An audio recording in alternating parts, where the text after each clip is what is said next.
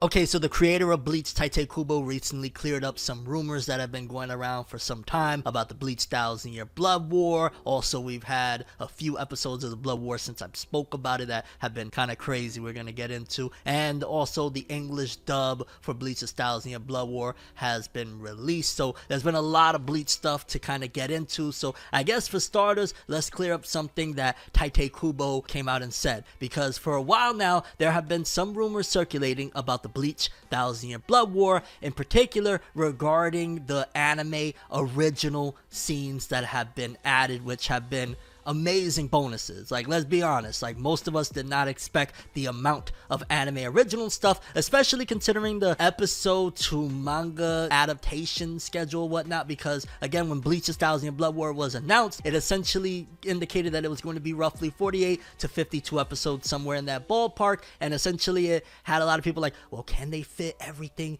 into all of that stuff, let alone the idea of anime original stuff being added. But it has been, for the most part, welcome. Make sure to subscribe and hit that bell if you want more videos on anime and manga. Yeah, okay, it's anime original stuff, but not only does it build on things, but also it has gotten the approval of the original creator of Bleach, Tite Kubo. And I mean, even with some of the latest episodes, the anime original stuff again has been pretty freaking awesome. The fact that they extended on fight scenes. A few episodes ago we had the Uryu versus Ichigo fight that was extended, that was not from the manga. And then I want to say it was the second to latest episode 33 of Bleach 1000-year Blood War Core 3, where we had the Uryu versus Renji fight, where Uryu was going to town, and it was just a beautiful display, man. I ain't gonna lie. Shinzabi, Maru, everything about that battle just looked pristine, quality, and overall the choreography and the battle itself was just freaking fire. It was a real joy to see. And even though the outcome was that Uryu took the dub, we all know at the end of the day that Renji was kind of holding back a little bit for Ichigo's sake, because that's his boy from way back in the Serete days when they invaded the Soul Society to rescue Rukia or whatnot. So you could argue about the outcome of that battle, whether or not each party was holding back or whatnot. But regardless of what, it was anime original stuff that none of us expected to be in there, because again, it was like, how are we even gonna have this happen? But Kubo made it happen, and it's been great. However, some folks have thought for the longest time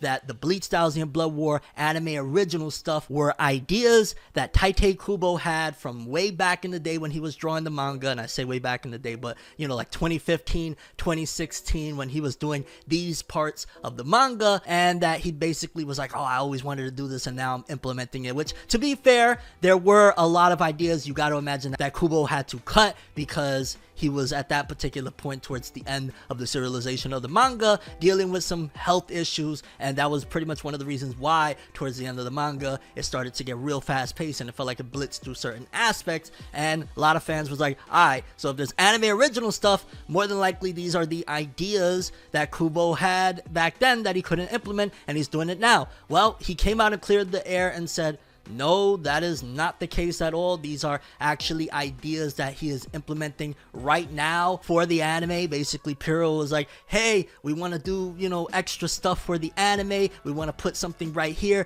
Can you bring an idea? And Kubo just came up with it and brought forth. So these are not old ideas from back in the day that Kubo's been holding on to. These are brand new concepts that Kubo is coming up with as these episodes are being, you know, written and put together, which I ain't gonna lie, a part of me is like, yeah, those ideas probably would have been interesting if they were like, you know, oh man, this is what Kubo wanted to do back in the day. But regardless of what, if he's coming up with fresh ideas now, you got to imagine he's had a lot of time to think about this. You know what I'm saying? The Bleach manga ended in 2016. 1000-year Blood War didn't get off the ground till 2022. So probably even some of those ideas that he had back then, he probably had better ideas now. He's had so much time to think about, oh, I could have done this better. And oh, even though I wanted to do it like this, actually, if I do it like this, it would make more sense. Oh, if we added this. So probably Kubo, yeah, he isn't, obviously based on what he said, not utilizing old ideas. He's using new ideas, but they're probably, I don't want to say better ideas, but more refined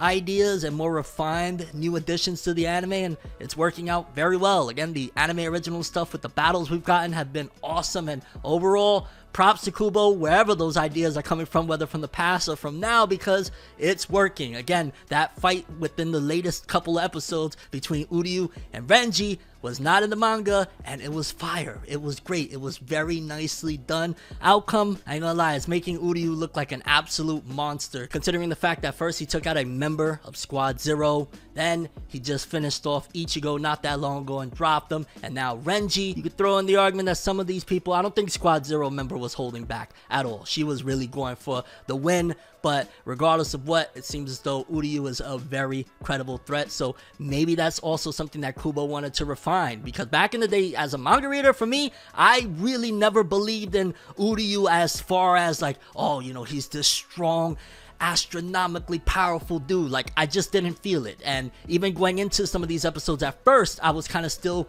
with that mindset until like I started to see, wait a minute, so he took this dude out, and again, a lot of that is due to the fact that these are probably better ideas or more refined ideas, more thought out ideas that he has now in 2024, 2023, whenever this was produced, opposed to back then he might have thought differently. So that's pretty dope. And then the latest episode felt almost like symbolic in a way, because essentially it starts off with Zaraki versus Pernita, which initially they think like, oh, that's the Hand of the Soul King. Why the heck would the Hand of the Soul King be working for Yhwach's crew or whatnot? Doesn't make sense. Zaraki, unfortunately, it seems as though he was set up to take that L at that particular moment, because obviously he tries, he gets a little bit dusted off to the side, and then Mayuri Kurotsuchi goes in, and I ain't gonna lie, still to this day in 2024, whenever Mayuri gets into a battle, I still always have this thought in the back of my mind of, this is gonna get really, really messy. This is gonna get very much so just grim for the opponent, because you know Mayuri, he's a mad scientist with it, the way he maneuvers. So even going into this, despite the fact that I read this way back in the day or whatnot, I'm still like, oh my gosh, if Piro really does what they've been doing, this is going to look incredible. And for the most part, it was just that, with him going up against Pernita, which starts off as like that little monster thing, and eventually he evolves into that hand, which a lot of these things with this episode felt, like I said earlier, symbolic of somewhat of a rebirth, reincarnation, however you want to call it. Because think about it, first Zaraki has his arm done in, then all of a sudden Pernita goes from just that little creature looking thing and turns into a hand. And let's not forget what just recently happened with Ukitake with the Hand of the Soul King as well. So it felt like a kind of almost a rebirth in a sense. And then the title was such a great play. I think it was Hold On to My Hand Baby, something like that. Like, it just felt very much so perfectly aligned the way things was maneuvering. And then I love the fact that Mayuri, even though he utilized his Bankai, he didn't do what even the other Soul Reapers thought he was going to do, of like, just, I'm going to poison everything and just annihilate all. Like, he actually went a different direction, which, come to think about it now, his Bankai, you know, the giant golden baby, I wonder if that at all inspired something from Demon Slayer. If you know, you know. It kind of made me think about it when I was like, And ultimately, the ending of that battle with Mayuri's Bankai essentially swallowing up Pernita, the Hand of the Soul King. Honestly, it felt almost unbelievable, and there's parts of the manga, like I always say, that I don't remember, so